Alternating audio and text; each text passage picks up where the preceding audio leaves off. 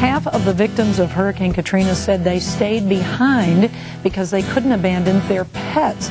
This new book, Rescued: Saving Animals from Disaster, offers a compelling look at the efforts to save these pets and the good that came out of this tragedy. Joining us now are authors Linda and Alan Anderson. Welcome to both of you. This book, I love this book. This book moves me, and the photographs in here are amazing. The stories are amazing. Tell us quickly about the golden retriever on the cover. Well, the golden retriever's name is Baby. And Baby and his human, Aggie, were in an apartment that was being flooded. And when Aggie was rescued by the boats, they wouldn't take the dog. She was devastated. She was forced to leave without her baby. Well, Aggie was, evacuated and finally was able to go from temporary rescue shelter to temporary rescue shelter, trying to find her baby. And finally, at the Best Friends Temporary Shelter in Tallertown, she found her baby, and they had this incredible reunion. And she hugged this dog so tight. There was a beautiful photograph of the two hugging. And the moment that she hugged the dog, she said, "I lost everything in the storm, but now that I found my baby, I've lost nothing." Okay, you got to cut out these stories because I'm not going to be able to make it through this interview. All of the stories in the book are like this, though, aren't they? They are amazing. And one thing that really stood out to me, of course, you interviewed a lot of caregivers and rescuers. I was so shocked. They said you said out of 16,000 pets that were rescued, only 3,000 of them got back to their owners. That's true, and that was in the New Orleans area. It was really a lot bigger than that. They estimate that there were something like 600,000 animals that were left behind or displaced, and so the rescue rate was very low because people were erroneously, and this is a cautionary tale. This is one of the reasons why we're so passionate about this book, because we want people to understand that you never want to leave your pets behind in a disaster, and you want to be prepared so that you always know how you can get your pet out with you safely. Let's look at some of the photographs from the book because they are compelling and amazing. Tell us what we're seeing here. Well, here we have a picture from IFAW, which is the International Fund for Animal Welfare. And these two dogs apparently know each other because one is saying, "I want to be rescued too." They look alike. When you see this picture in the book, they are of the same breed, a very unusual breed.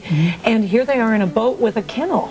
Yes, and a potbelly pig. They weren't just rescuing dogs and cats. It was iguanas, pigs, birds, every imaginable pet or animal that would be part of your household. Right, and notice the gear she's wearing. One of the things we have in our book is a lot of information about how people get trained to do animal rescue and the type of gear and equipment that helps them to do it safely.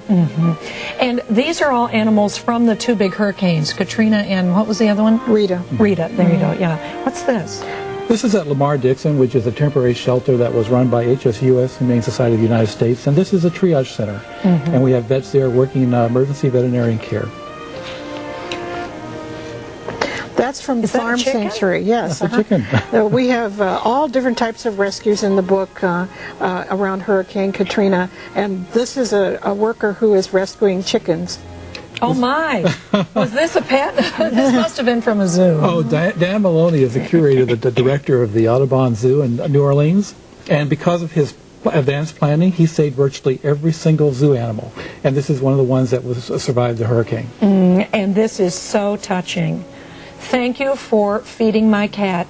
And then at the bottom it says, I have him now. I have him now, yeah, and then you're welcome on the very bottom step, someone wrote. Isn't that amazing?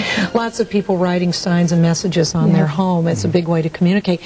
Okay, so you talked about the gentleman from the zoo who was prepared, and therefore he saved his animals. Give us, you say there's 5 crucial questions we need to ask ourselves to prepare ourselves for something like this, any kind of disaster. Of course, not hurricanes here. Right. We have tornadoes, house fires. There's any number of things. I mean, if someone, in the middle of the night, you have to leave quickly.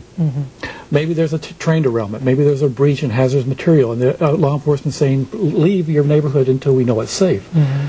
How are you going to leave without your pets? And you need to know where they're at. You need to have carriers. You need to be prepared. You need to have maybe a first aid or emergency evacuation kit with you. Just put everything in the car and get out of there.